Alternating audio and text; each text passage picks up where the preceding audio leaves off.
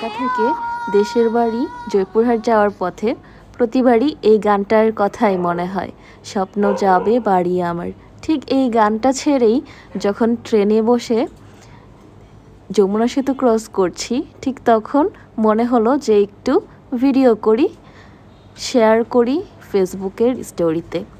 আমার ওই রকম আসলে ভ্লগ করার কোনো উদ্দেশ্যই ছিল না, আর এখন যমুনা সেতুটা ক্রস করছি তাই একটু ভিডিও করছিলাম। আর যেহেতু ইন্টেনশন ছিল না ভ্লগ করার, তাই ছোট ছোট কিছু কিছু ক্লিপ নিয়েছি যেটা আপনাদের সাথে শেয়ার করছি। এই তো ওইটুকু ক্লিপ নেওয়ার পরে যখন ট্রেন স্টেশনে নামলাম জয়পুরহাটে, এরপর সিএনজি চেপে আমরা এখন যাচ্ছি আমার নানা বাড়ির উদ্দেশ্যে। এই তো আমরা দুটো সিএনজি নিয়েছি, দুটো ফ্যামিলি যাচ্ছি, আমার ফ্যামিলি আর আমার খালার ফ্যামিলি। এই তো আমরা এখন যাচ্ছি সেই মেঠো পথ দিয়ে। এইখানে কত কত স্মৃতি আমার সেই ছোটোবেলার স্মৃতিগুলো মনে পড়ে যায়, এখানেই বড় হয়েছি আমি। এই তো এবার যাচ্ছি, আর এবারের যাওয়াটা ছিল একদম আনপ্ল্যান্ড।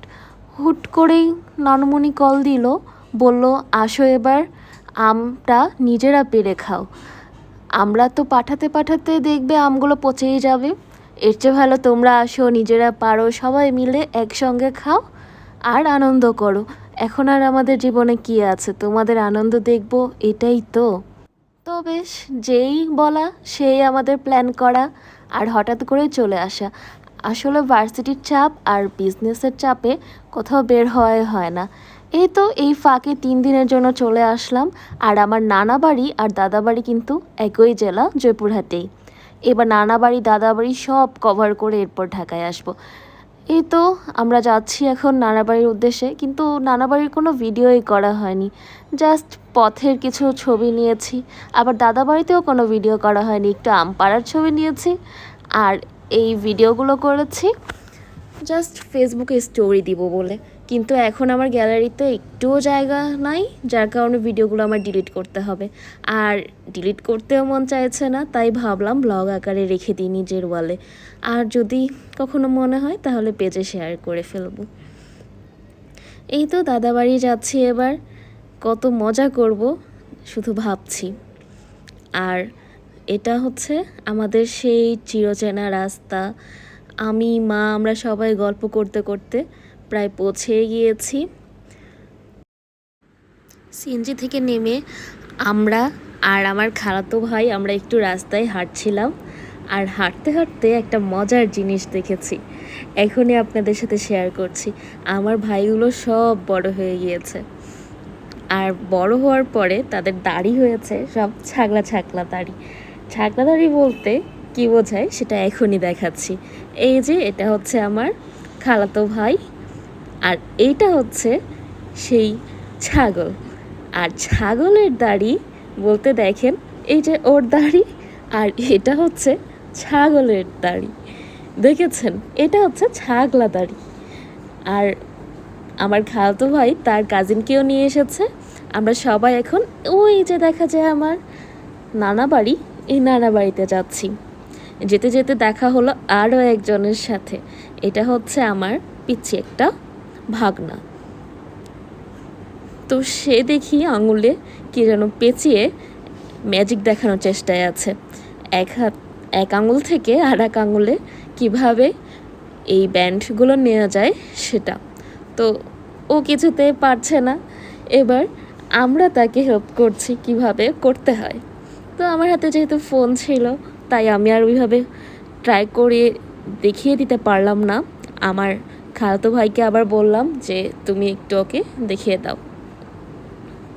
সে দেখাতে শুরু করলো। বাচ্চাদের তো এগুলোই মজা, আমরা ছোটোবেলায় এরকম কত করেছি, এটা আমাদের কাছে বেশ মজার ম্যাজিক ছিল। আর এই তো এবার চট করে পরের দিন চলে এলাম দাদা বাড়িতে। আর দাদা বাড়িতে এসেই আম পাড়ার ভিডিও করা শুরু করেছি। আমার চাচাতো ভাই এসেছে, তার সাথে আমরা এখন আম পাড়ব। এই সিঁড়িগুলো এখন পরিত্যক্ত হয়ে পড়ে আছে, আমার দাদা বাড়িতে এখন কেউই থাকে না, শুধু আমের সময় সবাই এসে আমগুলো নিয়ে চলে যায়। আসলে গ্রামের বাড়িগুলো এখন পরিত্যক্তই অবস্থা। এই তো ও এখন ছাদে উঠে হাত দিয়ে আম ছিঁড়ে পাড়ছে। এই আমগুলো কিন্তু একদম গাছ পাকা, কি যে ভালো লাগছে। এবার একটু আমরা খোলা স্থানে আসলাম, আর জয়পুরহাটের ভাষায় এই গ্রামের বাড়ির খোলা স্থানকে খলা বলা হয়, খলা। তো খলায় অনেকগুলো আমের গাছ আছে, এখান থেকে আমরা খিরসাপাতি আম, তারপর ল্যাংড়া আম, নাকফজলি আম, এই আমগুলো পেড়ে পেড়ে নিচ্ছিলাম। আর এগুলো নিয়ে এবার আসা হবে ঢাকায়। আম পাড়া যে কি ভীষণ মজার, এটা আপনারা এক্সপিরিয়েন্স না করলে বুঝতেই পারবেন না। আমার তো খুব ভালো লাগছিল, আমি আমার বোন আমরা দাঁড়িয়ে দাঁড়িয়ে দেখছিলাম আম পাড়া। উনি আম পাড়ছেন আর আমরা দেখছি। ইনি হচ্ছেন আমাদের একটা দাদা, ওনাকে সবাই পাগলা দাদা বলেন, কারণ উনি একটু বেশি কথা বলেন। গ্রামে যারা বেশি কথা বলে তাদের এরকম এক একজনের এক এক ধরনের নাম দেওয়া হয়, বেশ হাস্যকর। এই তো তো আমরা এখন আমগুলো পেড়ে পেড়ে নিচ্ছি। আর আমগুলো যা মিষ্টি ছিল, এগুলো সব গাছ পাকা আম। আমার চাচাতো ভাই আমার বোনের হাতে দিচ্ছিল আমগুলো গাছ পাকা কেটে কেটে খাওয়ার জন্য এখনই। তো এই তো আম পাড়া চলছে। আর এরপরের নেক্সট ভিডিওটা হচ্ছে একদম যমুনা সেতু ক্রস করে বগুড়া হয়ে একদম যমুনা সেতুটা ক্রস করে টাঙ্গাইল হয়ে আমরা ফিরছিলাম ঢাকায়। তো এবার আসার সময় আমরা মাইক্রো নিয়ে একদম চলে এসেছি, আর যাওয়ার সময় গিয়েছিলাম ট্রেনে চেপে।